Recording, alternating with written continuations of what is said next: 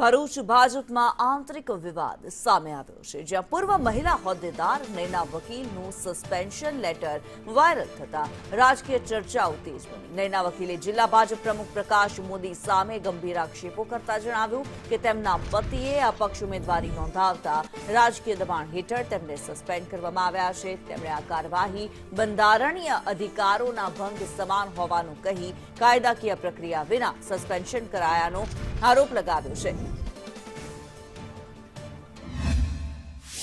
મને જે માનહાનિ કરવામાં આવી છે તે બદલ હું પ્રકાશભાઈ મોદીને નોટિસ પાઠવી છે અને નોટિસમાં સ્પષ્ટ જણાવ્યું છે કે ભાઈ સદરહુ જે સસ્પેન્શન લેટર વાયરલ કર્યો તે બદલ મારી માફી માંગે અને સસ્પેન્શન લેટર પરત ખેંચે।